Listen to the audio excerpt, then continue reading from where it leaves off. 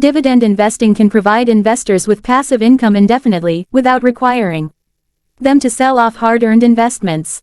Ideally, you simply purchase a stock and receive dividend payments without any additional concern or work. But this isn't always how that works.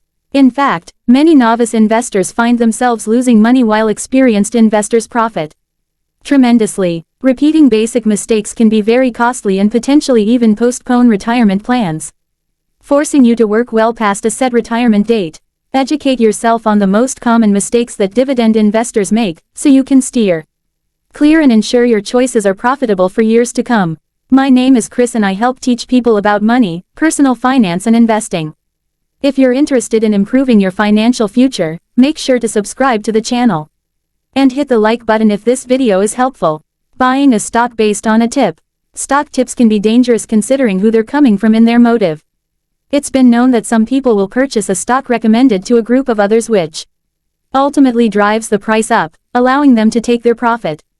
In this case, although it's illegal, the person is doing it solely for their interest, while taking advantage of those who took their advice. On the other hand, it could be a friend or family member who recommends you buy something, and they have your best interest in mind. While this isn't necessarily a bad thing, you have to consider their knowledge of the company and continue to do your own due diligence before making an educated decision. Don't blindly believe what you're told. Instead, trust but verify. Not doing any research. When beginners are choosing stocks, more often than not, they make a purchase based on how they feel emotionally about a company.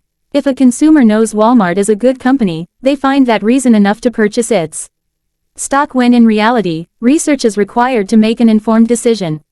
Things like the earnings growth, debt, stability and price need to be considered. Even if the company seems solid, what made you come to the conclusion that the price is reasonable? You wouldn't look at a house, get a clear inspection and purchase it regardless of price, just because it's built solidly. Sadly, many people don't consider the price when shopping for investments. A stock's value should be scrutinized just like any other purchase, only considering yield. New investors gravitate to the highest yielding dividend stocks. This is often confused with the actual return they'll be getting. High dividends are sometimes a sign of trouble for a company. Most commonly, those unusually high dividends are caused by a falling stock price. For example, if the stock is priced at $100 and pays a $5 dividend and then the stock gets sold off to $50 due to falling earnings, the company will often continue to pay that $5 for a short amount of time, showing a yield of 10%. In other words, the dividend cut is probably in its near future. Instead, focus on companies that have a record of increasing their dividend, have bright futures and are reasonably priced even though they might not be the highest payers. Buying and forgetting. When you buy stock of a large, well-managed company in great financial health, you can sleep pretty soundly at night. Don't fall asleep at the wheel and forget about your holdings entirely, only to wake up and find that one of your positions has run into severe financial distress.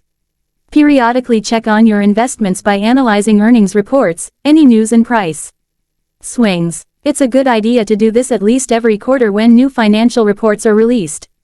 Even large established companies can fail for a variety of reasons. Just take a look at Chrysler, Lehman Brothers and Bear Stearns. Buying just because a stock is cheap.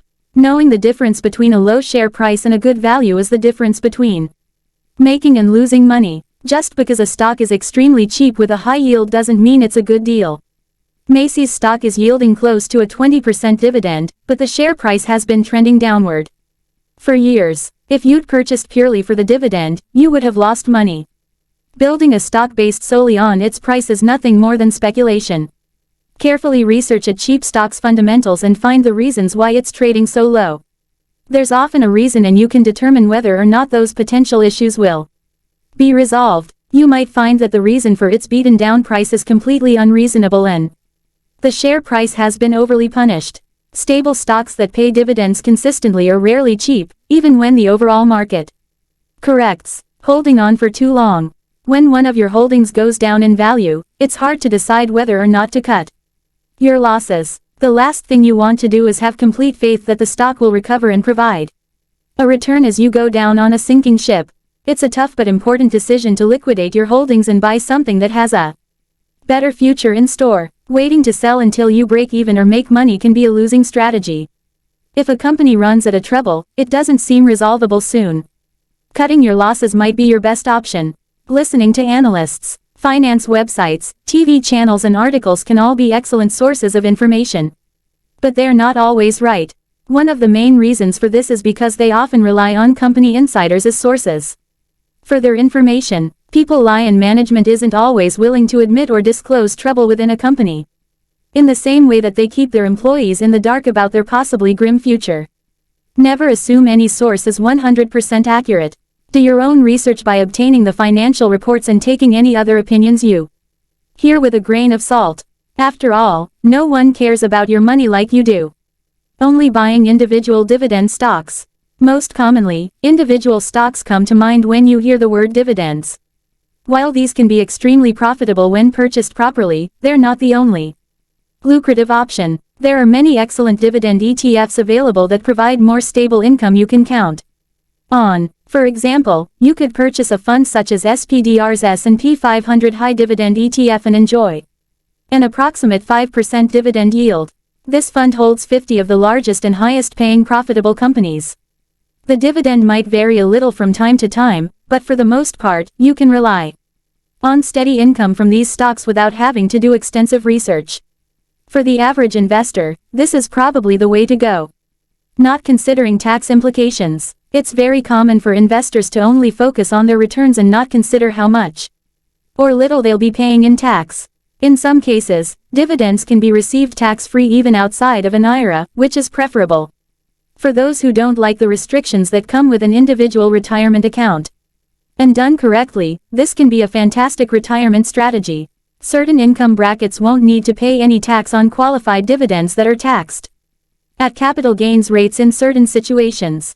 Of course, it's important to discuss any tax strategies with a qualified CPA who will pay for itself many times over in tax savings. Don't take the tax liability lightly, as it can take a large chunk of money out of your savings. Failing to reinvest dividends, the best returns are going to be had when dividends are reinvested. Resist the urge to use those dividends to fund everyday expenses if you're investing for your retirement. In 2019, the S&P 500 returned about 30% without reinvested dividends. When dividends are reinvested, the return for the year jumps about 10% to 33%. That difference will be exponential over time. You can simply make this change within your investment account, and by the time you retire, your dividend income will be much higher due to those payments adding to the compound effect. Dividend investing is an amazing way to earn consistent income that will help build your retirement portfolio and provide steady income after working. In most cases, profitable investing requires a decent amount of research, but a little bit of knowledge can go a long way, especially when managing a sizable nest egg. If you're willing to spend hours doing research, stocks can provide extreme opportunity, but there's also huge returns to be found with high-quality dividend funds that require minimal effort. Stay away from the most common costly mistakes to ensure your funds snowball year after year.